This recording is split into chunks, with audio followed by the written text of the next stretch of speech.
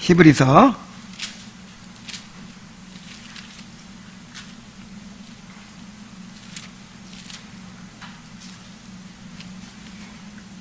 신약성경 354페이지입니다. 오직 우리가 천사들보다 잠시 동안 못하게 하심을 입은 자 곧 죽음의 고난받으심으로 말미암아 영광과 존귀로 관을 쓰신 예수를 보니 이를 행하심은 하나님의 은혜로 말미암아 모든 사람을 위하여 죽음을 맛보려 하심이라. 14, 15절 또 계속 읽습니다. 자녀들은 혈과 육에 속하였음에 그도 또한 같은 모양으로 혈과 육을 함께 지니심은 죽음을 통하여 죽음의 세력을 잡은 자 곧 마귀를 멸하시며 또 죽기를 무서워함으로 한평생 매여 종노릇하는 모든 자들을 놓아주려 하심이니. 아멘. 자, 오늘 하이델베르크 요리문답 설교의 주제는 그리스도의 죽으심입니다. 그리스도의 죽으심. 사도신경에 십자가에 못 박혀 죽으시고 장사 지낸 바 되었다가 하는 구절이 나오죠. 죽으시고 장사 지낸 바 되었다가 라는 구절을 공부하는 것입니다. 자, 예수님은 왜 죽으셔야 했을까요? 자, 우리 죄를 위하여 고난 받으셨죠. 고난을 받으셨는데 왜 꼭 죽기까지 하셔야 했을까요? 예수님의 죽으심은 우리에게 어떤 의미가 있고 어떤 유익을 주는 것일까요? 자, 그것을 오늘 이제 40문부터 43문에 걸쳐서 살펴보는 것입니다. 자, 먼저 그리스도는 왜 죽기까지 낮아지셔야 했는가? 왜 죽으셔야만 했는가 하는 것을 먼저 한번 살펴봅시다. 자, 40문을 큰 소리로 한번 같이 읽어보겠어요. 자, 시작. 그리스도는 왜 죽으시기까지 낮아지셔야 했습니까? 답. 하나님의 공의와 진리 때문에 우리의 죄값은 하나님의 아들의 죽음 이외에는 달리 치를 길이 없습니다. 그랬어요. 자, 왜 죽기까지 낮아지셔야 했는가? 그러니까 이 예수님의 죽음은 낮아지신 거예요. 그러니까 낮아지심의 극치가 죽음이에요. 예수님이 오늘 본문에 읽은 것처럼 이 창조주 하나님이, 거룩하시고 존귀하신 하나님이 천사보다 못한 존재로 내려오셨죠. 그것도 낮아지심이거든요. 그리고 이 구유의 말구유에 누이시고 그 다음에 목수의 아들로 그렇게 비천하고 가난하게 자라시고, 이게 정말 낮아지심이잖아요. 고난 받으신 것도 낮아지심이고. 그런데 그 낮아지심의 가장 극치가 뭐라고요? 죽으심이라고요. 하나님은 결코 죽으실 수가 없는 분이잖아요. 그런데 하나님이 죽으셨다. 이게 무슨 일입니까?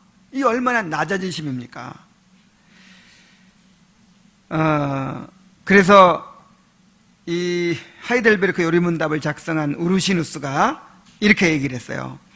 그는 우리를 위하여 시체가 되시는 것도 마다하지 않으셨다.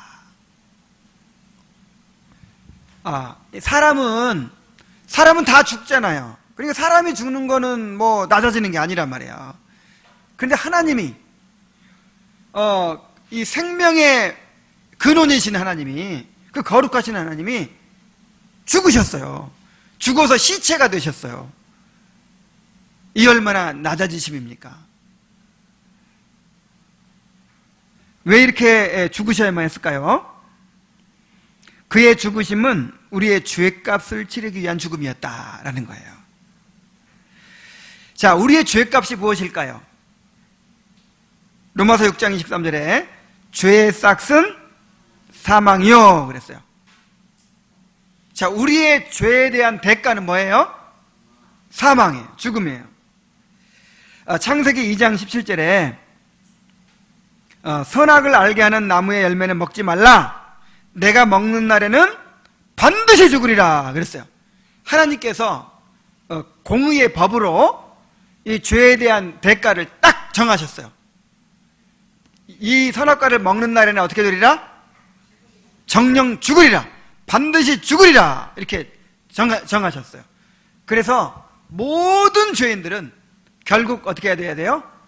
그 죄값으로 죽어야 돼요. 그래서 여기서 말하는 죽음은 그냥 육체적인 죽음이 아닙니다. 우리가 이제 늙어서 죽는다든지 병들어서 죽는다든지 하는 그런 죽음은 육체적인 죽음이죠. 영혼과 육체가 분리되는 것이죠. 요걸 말하는 게 아니에요. 죄의 싹은 사망이요 할 때 이 사망은 영원한 사망을 의미하는 거예요. 영원한 죽음.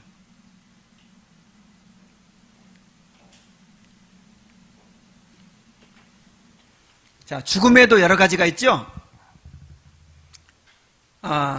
졸리는 사람 여기 잘 봐요. 자, 죽음에도 여러 가지가 있어요. 몇 가지 죽음이 있죠? 맨 처음에 영적인 죽음이 있어요. 영적인 죽음이라는 게 뭐냐면 하나님과 우리 영혼이 분리되는 거예요. 그래서 하나님과의 관계가 끊어진 사람들은 죽은 사람입니다. 어떤 사람이 예수님한테 예수님, 우리 아버지가 곧 돌아가시게 생겼는데 우리 아버지 장사 지내고 주님을 따르겠습니다. 그랬어요. 그래서 예수님께서 뭐라고 그러셨죠? 죽은 자들로 자기의 죽은 자를 장사하게 하고 너는 나를 쫓으라. 그래서 앞에 죽은 자들은 그러니까 뒤에 죽은 자, 그 죽은 자를 장사하게 하고 나를 쫓아라 그랬으니까 그 뒤에 죽은 자는 아버지를 얘기하죠. 육체적으로 죽은 사람. 이제 늙어서 죽은 아버지를 얘기하는 거고, 앞에 죽은 자들은 누굴까요? 죽은 자들로 죽은 자를 장사하게 하라. 앞에 죽은 자는 영적으로 죽은 자를 말하는 거예요. 그러니까 이 하나님과의 관계가 끊어져 있는 사람, 구원받지 못한 사람들은 다 죽은 자예요. 영적으로 죽은 자입니다. 그래서 지금 사람들이 세상에서 이렇게 두 발로 걸어다니고 있고 숨쉬고 살고 있는 것 같지만 영적으로는 어떻게 되어 있어요? 지금 죽어 있어요. 죽어 있어요. 자, 영적으로 죽었고, 그 다음에 또 무슨 죽음이냐? 육체적인 죽음이 있어요. 육체적인 죽음은 뭐냐면 이제 우리가 살아가다가 어느 날 목숨이 끊어져요. 늙어서 죽든지 사고로 죽든지 병으로 죽든지. 그러면 영혼은 하나님께로 올라가고 육체는 흙이 됩니다. 요걸 육체적인 죽음이라고 그래요. 육체적인 죽음. 자, 이걸로 끝일까요? 그렇지 않아요. 그 영혼이 남아있잖아요. 영혼. 그래서 이제 영원한 죽음이 있어요. 영원한 죽음. 영원한 죽음이라는 건 뭐냐면 하나님 앞에서 심판을 받고 이제 그 죄의 값을 받아서 영원히 지옥의 형벌을 당하는 거예요. 요게 영원한 죽음입니다. 그래서 내가 선악을 알게 하는 나무의 실과를 먹는 날에는 반드시 죽으리라 했을 때 어떤 죽음을 말하는 것일까요? 물론 이 세 가지 죽음을 다 말한 것이죠. 다 말한 것인데 진짜 무서운 건 뭐예요? 영원한 죽음이죠. 단지 이 육체적인 죽음만을 가리키는 것이 아니라는 말이죠. 우리의 죄값은 하나님의 아들의 죽음 이외에는 달리 치를 길이 없다 그랬죠.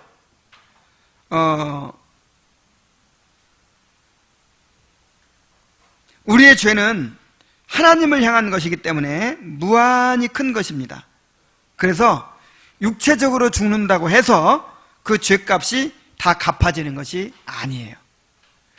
지옥에서 예를 들어서 그 지옥에 던져 넣었다. 지옥에 던져서 한 달간 고통을 받는다. 그럼 없어질까요? 지옥에서도 계속 죄를 짓잖아요.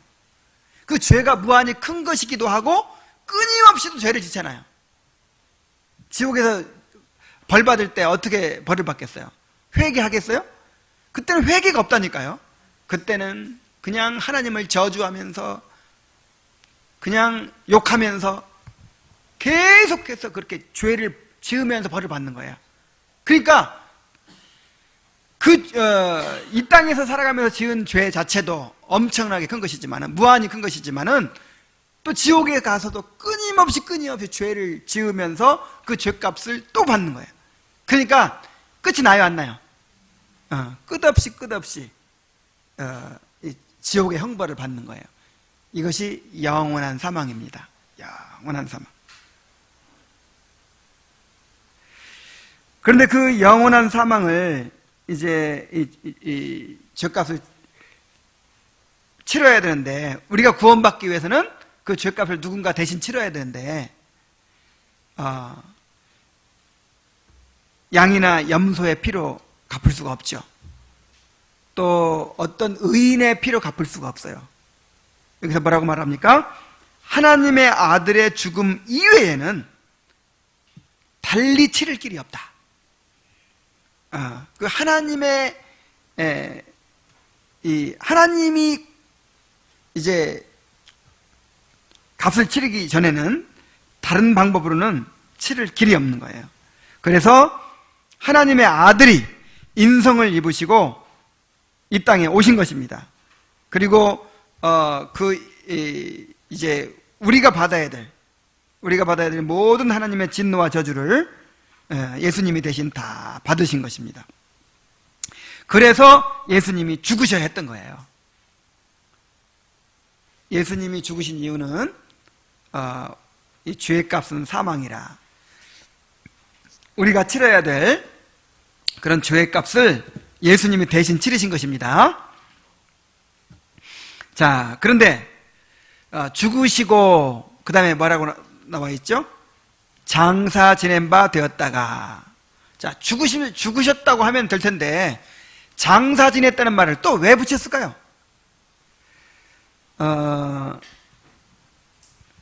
이 사도신경의 모든 내용들은 이제 이 기독교 복음을 이제 요약해서 정리한 것이기도 하지만, 또 이것을 반대하고 이것을 또 이제 공격하는 사람들을 이렇게 막아내기 위해서, 이거를 지켜내기 위해서 이렇게 정리한 것이기도 해요. 다 배경이 있는 거예요. 왜 장사 지낸 바 되었다는 말을 또 했을까요? 41문에 나와 있어요. 한번 읽어봅시다. 자, 시작. 그리스도는 왜 장사 되셨습니까? 그리스도의 장사 되심은 그가 진정으로 죽으셨음을 확증합니다. 그러니까 예수님이 진정으로 죽으신 것이 아니라고 생각하는 사람들이 있었겠죠. 그러니까 이 말을 이제 이렇게 정리를 할 필요가 있는 거예요. 하나님의 아들이 어떻게 죽을 수 있냐? 하나님이신데 하나님의 아들이 어떻게 죽을 수 있느냐는 거예요. 그래서 십자가에서 고난받으시고 죽으신 것은 그렇게 보였을 뿐이라는 거예요. 그냥 우리 눈에 보기에만 그렇게 보였을 뿐이고, 실제로는 죽으실 수가 있다 없다? 없다는 거예요. 그리고 또 예수님의 부활을 부인하는 사람들 중에서 예수님의 죽으심을 부인하는 사람들이 있어요. 그러니까 부활을 부인하기 위해서 죽으심을 부인하는 거죠. 예수님이 원래 죽었던 게 아니다. 그냥 채찍에 맞으시고 십자가에 달리시고 그렇게 고통을 받다 보니까 이제 거의 죽었다는 거예요. 기절했다는 거예요. 기절. 그래서 정신을 잃고 혼수 상태에 빠졌는데 서늘한 무덤에 넣어놓으니까 다시 회복이 됐어요. 그래가지고 무덤 문을 열고 걸어 나왔다. 근데 제자들이 그걸 보고 부활했다, 이렇게 이제 얘기한다는 거예요. 자, 이렇게 예수님의 인성을 부인하느라고 죽음을 부인하는 사람들도 있고, 예수님의 신성과 부활을 부인하느라고 또 예수님의 죽음을 부인하는 사람들도 있어요. 그러나 그리스도가 장사되셨다고 하는 것은 그가 진정으로 죽으셨음을 확증합니다. 죽어야 장사 지내죠? 아직 죽지 않았는데, 아직 좀 숨이 좀 붙어 있는데, 자, 미리 장사 지내는 사람이 있어요, 없어요? 없죠. 이 십자가에서 못 박는 것은 이제 죄수로서, 죄인으로서 이렇게 사형을 당하는 건데, 이걸 집행하는 사람들이 누구예요? 로마 당국이에요. 그래서 사형수가 완전히 숨이 끊어지기 전에는 그 시체를 내줄 수 있어요, 없어요? 없는 거예요. 사형을 시켰는데 아직 숨이 붙어 있는데 그냥 자, 시체 가져가시오. 그래 살아나 버렸어. 그럼 사형이 안 돼 버린 거잖아요. 그 있을 수가 없어요. 그래서 시체를 내줄 때는 반드시 죽었는지를 확인해요. 확실히 숨이 끊어졌는지를 확인합니다. 더군다나 다음 날은 안식일 날이었어요. 유대인의 안식일. 자, 신명기에 율법에 그렇게 되어 있죠. 나무의 시체를 밤중까지 달아두지 말아라. 이 땅은 거룩한 땅이니까 이 땅이 더럽혀질까봐 두렵다. 왜냐하면 나무에 달린 자는 저주받은 자이기 때문에. 하나님의 저주가 계속 있으면 어떻게 하겠어요? 그래서 밤에는 이제 시체를 치우라고 했어요. 그래서 더군다나 다음 날이 이제 안식일이었기 때문에 유대인들이 이 거룩한 안식일 날 시체를 매달둘 수가 없으니까 치워주시오 해가지고 이제 시체를 치우려면 죽었는지를 확인해야 되겠죠. 근데 이 십자가에 못 박아두면 금방 안 죽어요. 이 고문틀이거든요, 하나에. 그래서 며칠씩 가요, 며칠씩. 어떤 경우에 길게 가면 일주일씩도 간대요. 계속 고통을 겪으면서 서서히 죽어가는 게 십자가거든요. 그래서 이제 그 숨을 끊어놓기 위해서 다리를 부러뜨려요. 그래서 이제 예수님의 십자가 옆에 있는 그 강도들 다리를 큰 망치로 이렇게 쳐서, 그러니까 이렇게 다리가 구부러져 있잖아요. 이렇게 이제 못 박았으니까 십자가에 발도 못 박았으니까 그를 이렇게 쳐가지고 부러뜨립니다. 부러뜨리면 체중이 그냥 한꺼번에 팍 쳐지겠죠. 그러면서 이제 절명을 해요. 그래서 첫 번째 사람 그래 부러뜨렸어요. 그다음 두 번째 사람 또 부러뜨렸어요. 세 번째 예수님 그렇게 하려고 했더니 이미 돌아가신 거예요. 그래도 확인을 해야 되겠다고 해가지고 창으로, 긴 창으로 옆구리를 푹 찔렀어요. 그랬더니 물과 피가 나왔어요.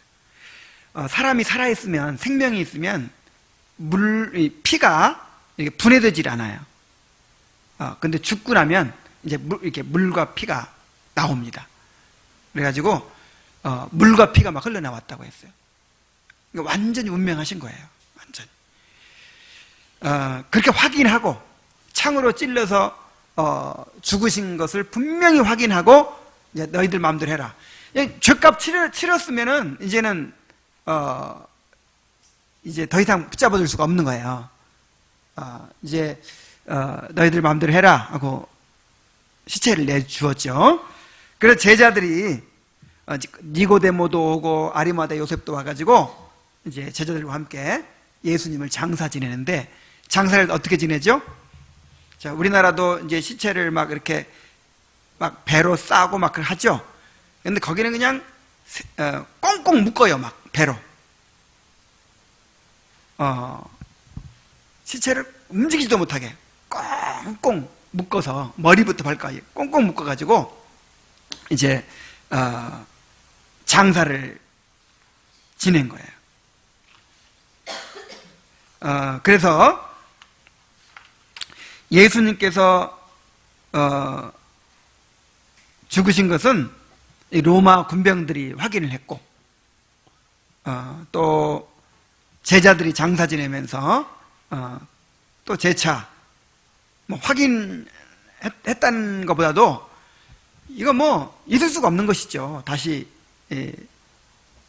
살아난다는 것은, 육체적으로 살아난다는 것은.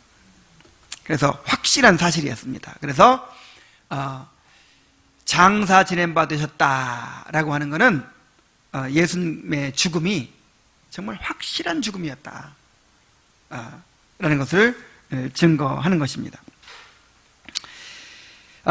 그런데 또 이제 한 가지 의문이 생겨요. 예수님이 우리를 위해 죽으셨죠? 예수님이 우리를 위해 죽으셨죠? 그런데 왜 우리가 또 죽어야 되나요? 우리가 한 번은 다 죽게 되잖아요. 그죠? 예수님이 우리를 위해 죽으셨다면, 우리를 대신해서 죽으셨다면, 이제 우리는 안 죽어도 되잖아요. 근데 왜 죽어야 되느냐 말이에요. 그래서 이 42문은 또 그런 질문을 담고 있어요. 그리스도께서 죽으셨는데 왜 우리가 여전히 죽어야 하는가 하는 문제입니다. 우리 42문을 한번 다 같이 읽어봅시다. 시작. 그리스도께서 우리를 위해서 죽으셨는데 우리도 왜 여전히 죽어야 합니까? 답. 우리의 죽음은 자기의 죄값을 치르는 것이 아니라 단지 죄 짓는 것을 그치고 영생에 들어가는 것입니다. 그랬어요.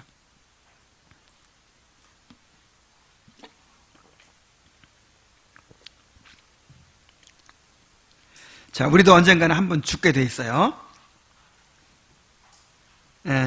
그런데 우리의 죽음은 죄의 형벌과 아무런 관계가 없습니다. 죄값으로 죽는 것이 아닙니다. 우리 대신 그리스도가 형벌을 받으셨기 때문에, 우리 대신 그리스도가 형벌을 받아 죽으셨기 때문에 우리는 형벌 받을 필요가 있을까요? 없을까요? 없어요. 그래서 우리가 죽는 것은 형벌과 아무런 관계가 없습니다. 우리가 죽는 것은 여기 이렇게 설명을 하죠. 두 가지로 설명을 하죠. 먼저 죄 짓는 것을 그치고 영생에 들어가는 것이다. 이게 이제 죽어야 될 이유예요. 첫째 뭐라고요? 죄 짓는 것 그치고, 둘째 영생에 들어가는 것이다.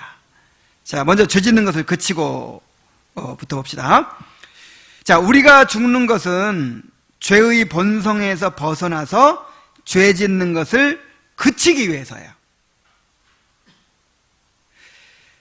현재의 육체와 영혼은, 지금 우리가 가지고 있는 이 육체와 또 영혼은 죄로 철저하게 오염되고 부패해져 있기 때문에 결코 죄를 벗어날 수가 없어요. 그래서 아무리 성화가 돼도, 아무리 거룩하게 살려고 노력을 해도 이 육신에, 이 육체와 영혼에 이 죄가 있기 때문에 그 죄를 벗어날 수가 없어요. 그래서 바울 사도가 그렇게 탄식을 하죠. 오라, 나는 곤고한 사람이로다. 이 사망의 몸에서 누가 나를 건져내랴. 이 사망의 몸이 뭐죠? 사망의 몸은 이 육체를 가리킨 게 아니고 우리 안에는 죄성을 가리킨 거예요.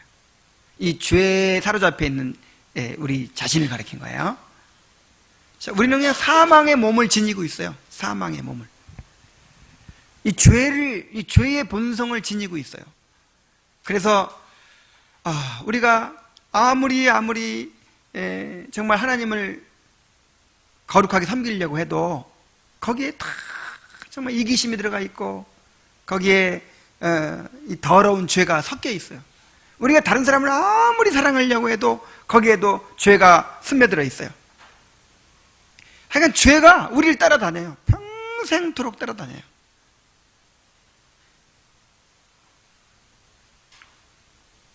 그래서 성화가 완성되려면 어떻게 될까요? 우리가 완전히 이 죄에서 벗어나려면, 죄 짓는 것을 완전히 이제 끝내려면 어떻게 해야 될까요? 죽어야 돼요. 우리의 이 옛 육신이, 우리의 이 죄로 오염된 몸과 영혼이 죽어야 돼요. 죽는 길 외에는 없어요. 반드시 죽어야 새 생명으로 다시 부활할 수가 있습니다. 그러면 이제 우리가 죽고 나면 다시 새 생명으로 부활하게 되겠죠. 그때는 이제 죄와 전혀 상관이 없는 그런 완전한 육체를 입게 되겠죠. 자, 그래서 성화의 완성은 두 단계로 이루어진다고 그랬죠. 우리가 죽는 순간 이제 우리 영혼이 성화가 됩니다. 자, 왜 성화가 완성될까요? 그때 우리가 죽자마자 성화가 완성돼 버려요. 갑자기. 왜 그렇게 될까요? 내가 오늘날 나와 함께 낙원에 있으리라 그랬죠, 예수님이. 그러니까 우리가 죽는 순간 우리 영혼이 어디로 올라가죠? 하늘 올라가죠. 하나님께로 가죠. 근데 하나님께로 가는데 죄가 있으면 올라갈 수 있어요, 없어요? 없어요. 그러니까 우리를 성화시켜서 완전하게 영화시켜서 이제 하늘로 올라가는 거예요. 이게 영혼의 성화입니다. 그럼 육체는 언제 성화가 완성되죠? 부활할 때. 예수님께서 재림하시고 무덤 속에서 우리가 다시 부활할 때, 그때 이제 새로운 육체를 입게 되는데, 그 육체는 옛날 우리의 이 육체가 아니에요. 병들고 아프고 막 이런 육체가 아니야. 죄가 있는 육체가 아니라 완전히 거룩한 육체, 예수님이 입으신 그런 똑같은 육체를 입는 거예요, 우리가. 그리고 하늘에서 하나님 품에 대기하고 있던 영혼이 다시 그 육체와 결합을 해요. 그래서 우리가 이제 영혼과 육체의 완전한 성화가 완성이 됩니다. 자, 이렇게 되려면 반드시 어떻게 해야 된다고요? 죽어야 돼요. 그러니까 빨리 죽어야겠죠?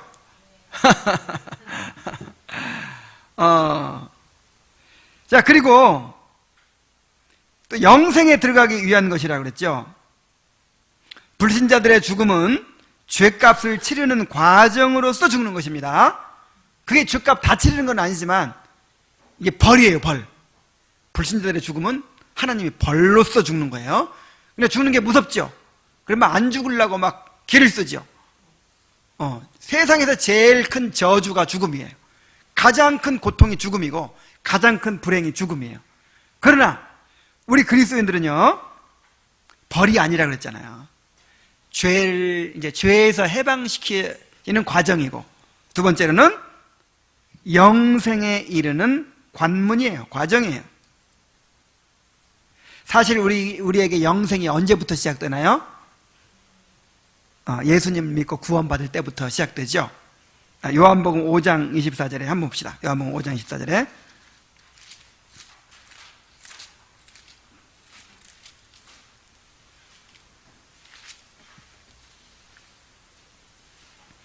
내가 진실로 진실로 너희에게 이르노니 내 말을 듣고 또 나 보내신 이를 믿는 자는 영생을 얻었고 심판에 이르지 아니하나니 사망에서 생명으로 옮겼느니라. 자, 영생을 얻었다 그랬어요. 이미 예수 믿고 구원받은 사람은 영생이 이미 시작이 됐습니다. 자, 영생이 뭔가요? 영생은 요한복음 17장 3절에 보면은 유일하신 참 하나님과 그의 보내신 자 예수 그리스도를 아는 것이니이다. 자, 아까 영적인 죽음이 뭐라 그랬어요? 하나님으로부터 끊어져 있는 게 영적인 죽음이라 그랬죠? 이 전기선이 딱 끊어졌어. 그러면 전기가 통해요, 안 통해요? 안 통하죠. 그런 것처럼 하나님과 우리의 영혼이 딱 끊어져 있는 상태, 이게 영적인 죽음이에요. 반대로 영생이 뭐예요? 영생은 다시 연결되는 거예요. 그래서 우리가 하나님과의 교제를 누리고 또 하나님의 사랑을 누리고 하나님의 생명을 누리는 것, 이것이 영생입니다. 영생은 안 죽고 영원히 산다, 단지 그게 아니고 하나님과 교제하는 삶이에요. 하나님으로 더불어 사는 삶, 하나님을 알아가고 하나님을 즐거워하고 하나님의 영광을 바라보고, 그렇게 하나님의 이 영광을 실제로 우리가 누려가며 사는 삶을 영생이라고 하는 거예요. 그래, 그 영생은 언제부터 시작된다고요? 예수님 믿고 구원받을 때부터. 그런데 지금 이 영생을 온전히 누려요, 못 누려요? 온전히 못 누려요. 왜냐하면 이 병든 육신이 있어서, 이 죄로 오염된 육신 때문에 그 영생을 완전히 못 누려요. 그러면 그 영생을 온전히 누리려면 어떻게 해야 될까요? 죽어야지. 우리는 빨리 죽는 길이 영생하는 길이에요. 우리가 죽을 때 이제 궁극적인 그런 완전한 영생을 누리게 됩니다. 그래서 이 불신자들의 죽음과 그리스도인의 죽음은 완전히 달라요. 완전히. 불신자들의 죽음은 이것은 완전히 그냥 그 자체가 형벌이지만 끝나는 형벌이 아니라 진짜 무서운 형벌로 들어가는 관문이에요. 지옥의 시작되는 거야. 이제 죽으면 그 죽음 자체도 이 세상에서 경험하는 가장 큰 고통이고 불행이지만 그때부터 이제 영원한 지옥이 시작되는 거예요. 근데 그리스도인의 죽음은 어떻습니까? 죄를 벗어버리는 것이고 그 다음에 영생이 시작되는 거예요. 그래서 그리스도인들에게 죽음은 불행이 아닙니다. 복된 것입니다. 그래서 청교도들은요, 이 죽음을 신앙의 꽃이라 그랬어요. 신앙의 꽃. 이 신앙을 가진 사람과 그렇지 않은 사람과 여러 가지 다른 모습들이 있지만 결정적으로 구별되는 게 뭐냐면 죽음이에요. 죽음. 죽음에 대한 이 태도가 달라요. 죽음에 대한 인식이 달라요. 자, 우리는 죽음을 절대로 저주로 생각하지 않습니다. 어서 빨리 어디 가야 돼요. 어서 빨리 주님께로 가야죠. 어서 빨리 죄를 벗어버려야죠. 어서 빨리 영생을 누려야죠.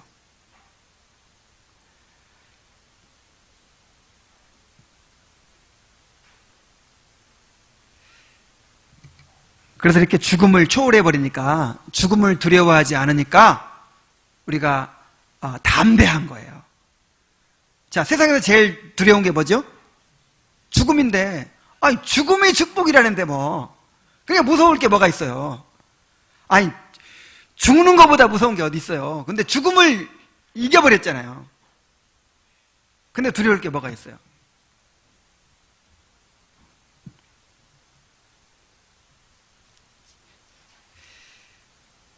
자, 그래서 우리가 죽는 것은 죄값으로 죽는 것이 아니고 이제 죄를 벗어버리고 성화가 완성되기 위한 것이고 또 영생에 들어가기 위한 것이다. 그래서 죽음은 정말 복된 일이다 하는 것을 기억하시기 바랍니다.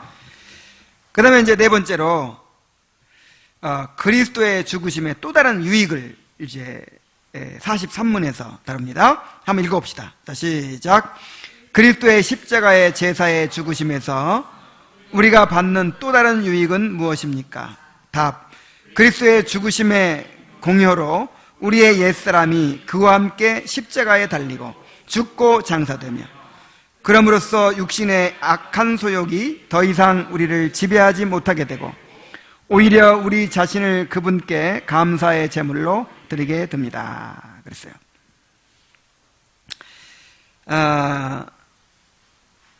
크게 두 가지입니다. 자, 예수님의 죽으심이 그러니까 예수님의 죽으심 때문에 우리의 죄값이 치러졌다는 게 한 가지 얘기한 거죠. 예수님의 죽으심이 우리의 죄값을 치르기 위한 죽으심이었다. 그러니까 우리는 죽을 필요가 있다 없다? 없다. 영원한 죽음을 죽을 필요가 없다는 거죠. 그런 유익이 있었는데 그 외에 또 다른 유익이 뭐냐 이 말이야. 또 다른 유익. 우리가 살아가면서 누리는 유익은 뭐냐? 두 가지로 얘기하고 있어요. 한 가지는 우리의 옛사람이 그와 함께 십자가에 달리고 죽고 장사되었기 때문에 육체의 욕망들이 더 이상 우리를 지배할 수 없게 되었다라고 하는 것입니다. 이걸 다른 말로 하면 죄가 더 이상 우리를 지배할 수가 없다는 거예요. 자, 보세요. 예수님이 이제 죄인으로서, 사형수로서 로마 군병들에 의해서 사형을 받았죠. 그래서 예수님이 이제 채찍에 맞으시고 십자가에 달리시고 막 그 로마 병사들에게 끝까지 이렇게 붙잡혀 있는 거예요. 근데 언제 놓여놨죠? 죽으시니까. 네. 살아있을 동안에는 이제 죄수니까 붙잡혀 있었지만 그 벌을 받고 죽어버리니까 이제는 풀려나잖아요. 다시 이렇게 내줬잖아요. 그것처럼 그때 예수님이 죽으실 때 예수님과 연합된 사람들도 함께 죽은 거라 이 말이에요. 함께. 그래서 죄가 우리를 지배했거든요. 이 죄의 욕망들이 우리를 지배했거든요. 그래서 우리가 죄의 노예였어요. 노예. 모든 사람들은 죄의 노예입니다. 자, 왜 노예예요? 벗어날 수가 없으니까. 한번 죄를 벗어나 보세요. 내 맘대로 이제 죄를 안 짓고 살아야지. 그렇게 됩니까? 안 되죠. 그 죄의 노예예요. 노예.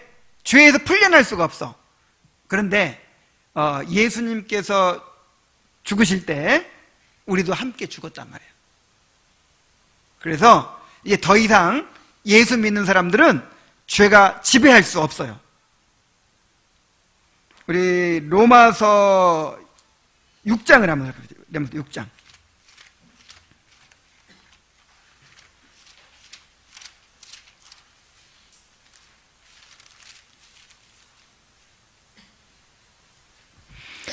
우리가 알거니와 우리의 옛사람이 예수와 함께 십자가에 못 박힌 것은 죄의 몸이 죽어 다시는 우리가 죄에게 종노릇하지 아니하려 함이니 그랬죠. 바울 사도가 내가 그리스도와 함께 십자가에 못 박혔나니 고백하죠. 예수님의 죽음은 예수님의 혼자만의 죽음이 아니에요. 자, 아담이 범죄하고 아담이 죽은 것은 아담 혼자 죄짓고 죽은 것이 아니죠. 아담 안에 있던 전 인류가 함께 범죄하고 함께 죽은 거란 말이에요. 똑같은 이치로 예수님이 순종하시고 예수님이 십자가에 못 박혀 죽으신 것은 예수님 혼자만 순종하고 혼자만 죽으신 것이 아니라 예수님 안에 있는 모든 사람들과 함께 십자가에 못 박히신 거예요. 그래서 우리가 예수님을 믿는 순간 예수님과 연합되고 예수님과 연합된 순간 예수님의 십자가의 죽으심이 나의 것이 됩니다. 나에게 이루어진 사실이 됩니다. 그래서 내가 그리스도와 함께 십자가에 못 박혔다 이렇게 말할 수가 있는 것입니다.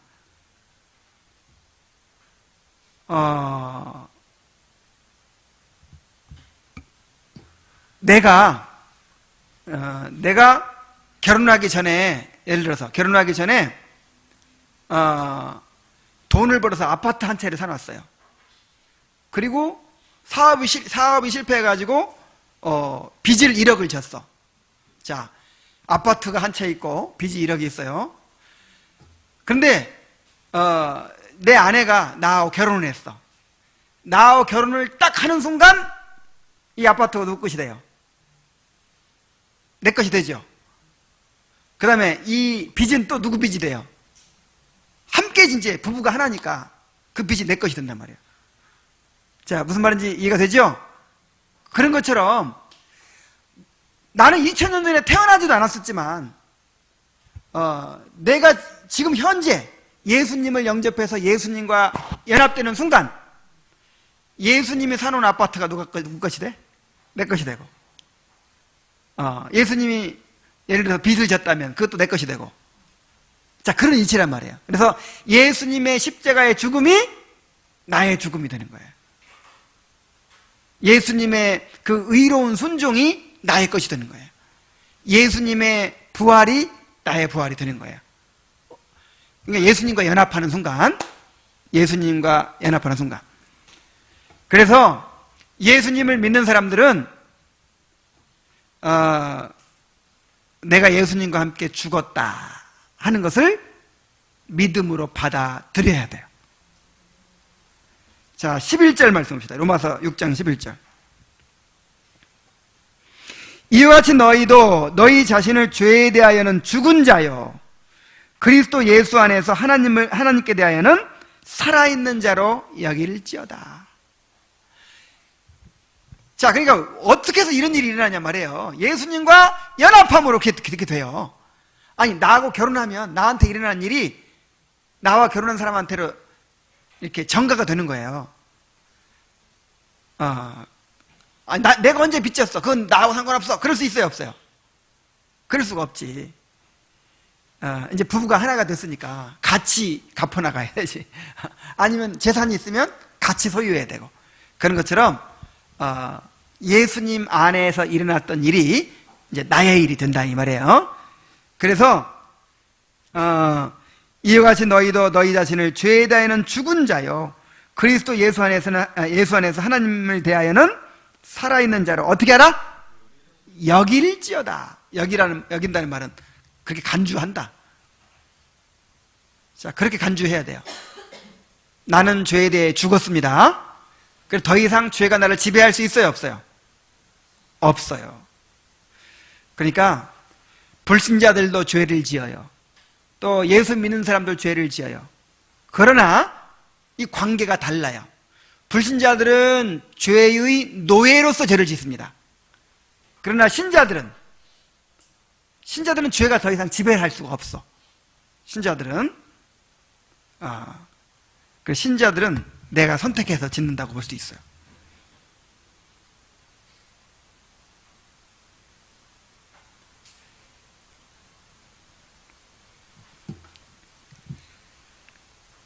그래서 죄를 이기려면 어떻게 해야 될까요? 죄를 이기려면 나는 죄에 대하여 죽었어. 죄가 더 이상 나를 지배할 수 없어. 요걸 믿어야 돼. 요걸 받아들여야 돼. 이렇게 간주해야 돼. 그리고 성령을 의지하고 은혜를 받아가지고 이길 수 있어요, 없어요? 이길 수 있어요. 그러나 죄의 노예 상태인 사람들은 이길 수가 없죠. 그래서 예수님께서 죽으신 것은 나를 죄에서 해방해서 이제는 죄의 노예가 되지 않고 이제 죄로부터 자유하게 하는 그런 유익이 있는 것입니다.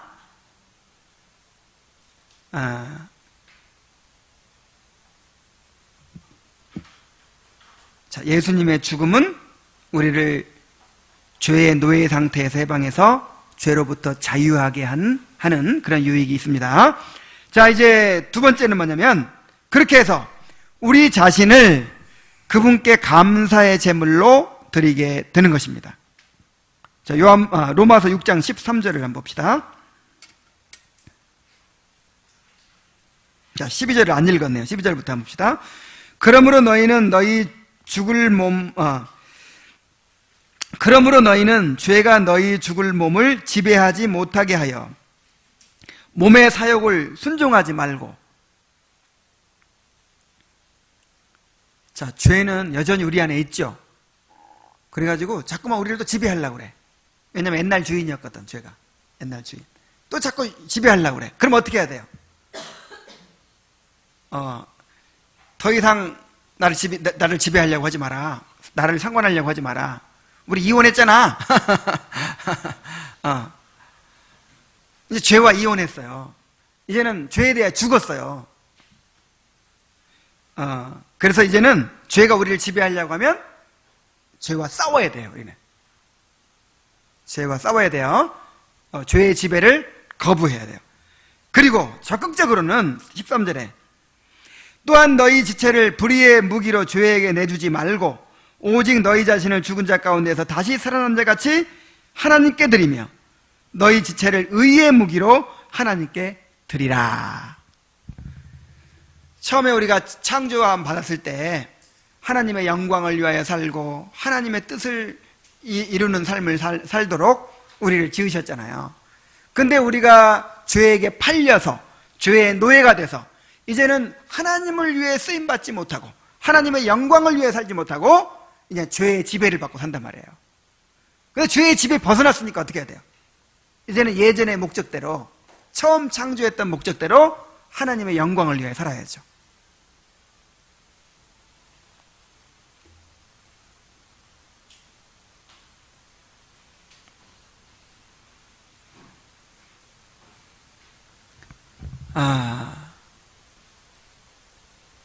그러니까 우리 구원받았다고 하는 것은 이 죄와의 관계가 달라지는 것이고 하나님과의 관계가 달라진 거예요. 구원받기 전에는 죄에 대하여는 살고 하나님께 대하여는 죽었어요. 그러니까 이제 이 전기선이라고 합시다. 그러면 죄로 연결된 전기선은 살아있어. 전기통에. 하나님께 연결된 전기선은 끊어져 있었어요. 그래서 계속 죄의 조정을 받는 거야. 죄의 조정을. 근데 하나님도 그대로 계시고 죄도 그대로 있어요. 근데 관계가 달라졌어. 죄에 대하여는 어떻게 됐어요? 죽고 끊어져 버렸어. 전기선이. 하나님을 대하여는 다시 연결됐어요. 이제 하나님의 지배를 받는 거예요. 그래서 이제는 나를 그런 존재로 간주하라 이 말이에요. 나는 죄에 대한 죽었어. 이제 하나님에 대한 살았어. 그래서 옛날에는 죄의 노예로 살 수밖에 없었고 하나님의 영광을 위해 살고자 해도 그렇게 살 수가 없었어요. 그러나 거룩하게 살고자 해도 살 수가 없고, 그러나 이제 반대가 됐으니까 이제 죄가 나를 지배하지 못하도록 이제 죄와는 싸우고 죄의 지배를 거부하고 이제는 적극적으로 하나님께 나를 드려서 하나님의 영광을 위해 살도록 그렇게 해야 된다는 것입니다. 이게 성화예요. 성화.